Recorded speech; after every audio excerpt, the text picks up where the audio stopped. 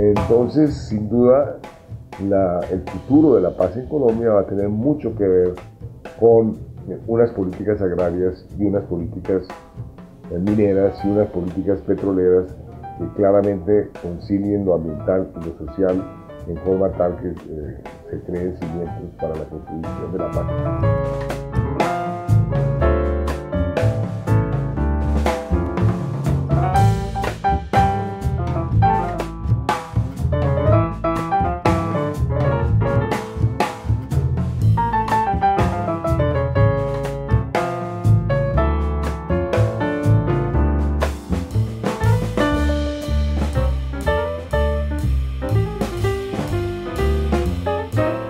Bueno, yo diría que hay dos retos fundamentales.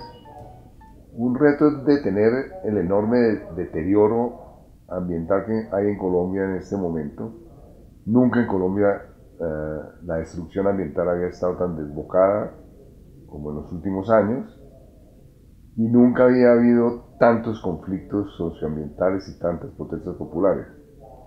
Nada más este semestre hago el recuento, unas protestas de las autoridades locales y de los habitantes por el llenado de la represa del Quimbo, una gran protesta casi que nacional por el anuncio de una explotación petrolera en la Macarena, una gran protesta que tuvo lugar esta semana y que viene desde hace semanas por el desvío del arroyo Bruno, una gran protesta y desatisfacción de los habitantes de Bogotá por el tema de la reserva Vanderhamen, una gran protesta nacional también por el tema del fracking. Entonces, eso en menos de 4 meses. ¿Qué quiere decir? Que las cosas están mal. ¿Qué va a pasar después del posconflicto? Que esos conflictos, si el gobierno no endereza unas políticas ambientales fundamentales sobre el territorio, esas protestas populares y esos conflictos se van a incrementar.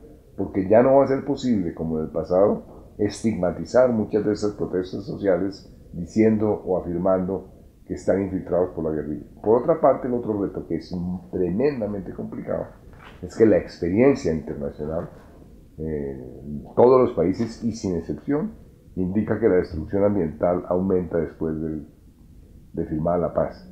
Y aumenta por varias razones, pero entre ellas porque un grupo amplio de exguerrilleros, un grupo amplio de exmiembros de las Fuerzas Armadas, un grupo amplio de gente que pertenecía a los paramilitares, no se inserta a las actividades legales que le pueda ofrecer el gobierno en el proceso de paz, sino prefiere irse a abrir tierras en la frontera agrícola, a sacar madera ilegalmente, a hacer minería de oro ilegal.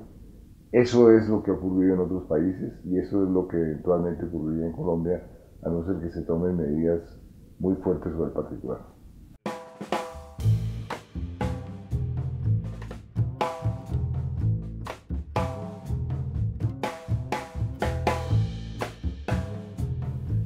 Bueno, el Ministerio del Medio Ambiente, infortunadamente, es parte del problema hoy en día, no es parte de la solución. El Ministerio del Medio Ambiente, de alguna manera, lo convirtieron en una especie de notaría para que firme permisos ambientales en forma express. Y eso, para decirlo gráficamente, y eso es una de las razones del conflicto. El Ministerio del Medio Ambiente dejó de ser el gran vocero de la defensa del medio ambiente que en el pasado lo fue. El Ministerio del Medio Ambiente parece hoy más preocupado por atender las peticiones del vicepresidente de la República, el Ministerio de Transporte y de otros ministerios, el Ministerio de Minas, para que en el menor plazo posible aprueben unas licencias ambientales. Entonces realmente se perdió digamos, como el sentido del Ministerio del Medio Ambiente, que sea el gran vocero nacional de la defensa del medio ambiente y que sus políticas ambientales estén en esa dirección, pues se ha perdido. Entonces, el gran reto es recuperar el ministerio. El ministerio está en una enorme decadencia. Esa decadencia comenzó hace mucho tiempo, entre otras cosas porque durante el gobierno de Uribe una mala fusión del Ministerio del Medio Ambiente con el Ministerio de Desarrollo. Después el presidente Santos anunció que se haría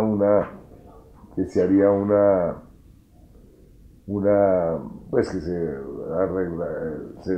recreaba nuevamente el Ministerio del Medio Ambiente. Todos tuvimos muchas esperanzas que eso fuera así, pero realmente el Ministerio del Medio Ambiente pues ha sido instrumental a a la actividad extractivista.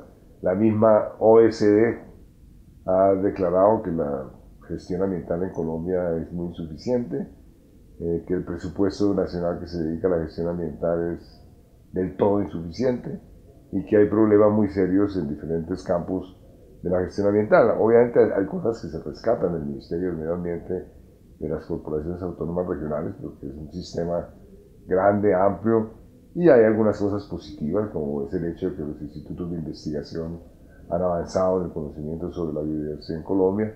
Hay una política positiva del presidente Santos en el sentido de crear nuevas áreas de parques nacionales que él visualiza como su gran legado, pero simultáneamente hay todas estas políticas sectoriales en el sector minero, en el sector agrícola, que van en contrapelo claramente de la protección ambiental.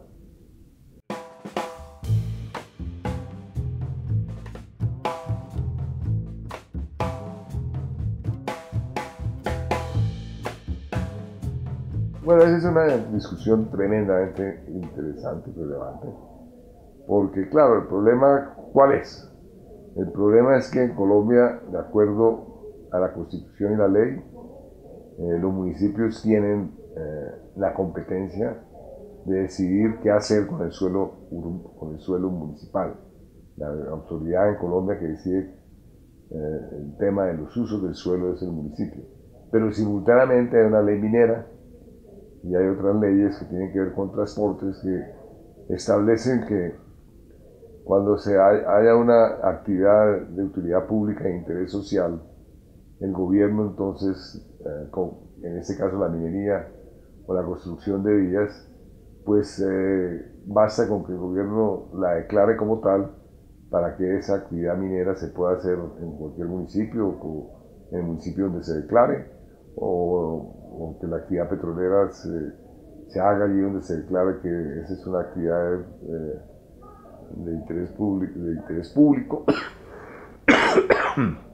Y lo mismo con las carreteras. Entonces, claro, hay una tensión muy fuerte entre, digamos, lo que muchos pensamos, es que y lo que piensan muchos habitantes del país es que ellos deben tener la última palabra sobre el destino de su territorio y que no puede seguir dictándose desde Bogotá el destino de los territorios desde el Ministerio de Minas y Energía a través de la Agencia Nacional Minera, por ejemplo, que vayan decidiendo qué se hace, en qué territorio se hace minería en Colombia, siendo el mayor ordenador del territorio hoy en día el Ministerio de Minas.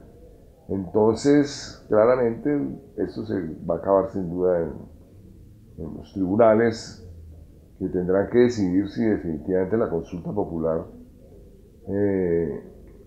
primero es legítima hacerla, porque hoy en día el gobierno la legitimó con un decreto, y segundo, si esa consulta popular que se haga sobre un proyecto minero determinado es de carácter obligatorio el resultado. Quiere decir que si la comunidad dice que allí no hay minería, entonces no se puede hacer minería en ese territorio. A mí personalmente me parece que conozco mucho los territorios del país, conozco mucho las diferentes regiones y sí comparto la opinión con muchos que realmente todos estos grandes proyectos mineros deberían ser materia de consulta popular y que cuando la población niega la posibilidad de hacer o vota en contra de un posible proyecto minero o petrolero, pues esa debería ser la decisión que tome el gobierno nacional.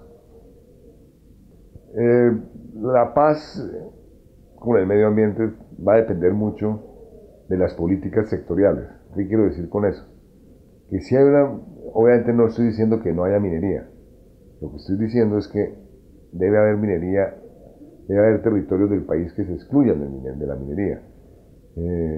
Entonces el país requiere decidir dónde hay minería y dónde no hay minería.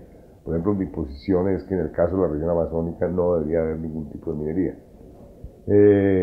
Y lo mismo con el petróleo. En qué áreas del país es dable que haya minería y en cuáles áreas no es dable que haya minería. Y para eso se requiere un ordenamiento del territorio en concertación con las comunidades y eso sería, digamos, una forma para que para enfrentar el tema de que las comunidades no tengan cada vez que están en desacuerdo con un proyecto, generar procesos de protesta social que pueden acabar siendo muy desgastantes para las comunidades y muy conflictivos y puede generar todo tipo de problemas. Entonces ahí hay una posibilidad de tener un tipo de política minera que digamos que claramente contribuye a la paz. Y por otro lado, en el sector agrícola es clarísimo que todo va a depender muchísimo del hecho de que los campesinos pobres de este país tengan acceso a tierras cultivables. Si no lo tienen, vamos a seguir en una situación de conflicto por la tierra, que es un conflicto de varias décadas en Colombia.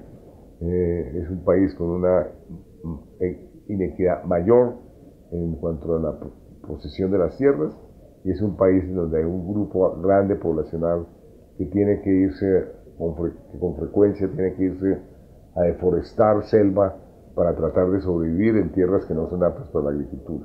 Por otra parte, hay la posibilidad en Colombia de aprovechar las grandes oportunidades que hay para la agricultura. En el mundo se va a duplicar la agricultura, eso es necesario duplicar la producción de alimentos en los próximos 40 años. Colombia tiene una gran oportunidad, por ejemplo en Orinoquia, y es posible hacer un tipo de agricultura, tanto de gran agroindustria como y simultáneamente también en la Orinoquia de pequeños y medianos propietarios, que sea amigable con el medio ambiente. Es un tema en el cual personalmente yo he trabajado mucho. Precisamente publicamos un libro que se denomina La mejor Orinoquia que podemos construir, que claramente muestra los posibles horizontes en que Colombia genere un tipo de agricultura que sea socialmente justa y ambientalmente amigable. Entonces, sin duda, el futuro de la paz en Colombia va a tener mucho que ver con unas políticas agrarias y unas políticas mineras y unas políticas petroleras que claramente concilien lo ambiental y lo social en forma tal que se creen cimientos para la construcción de la paz.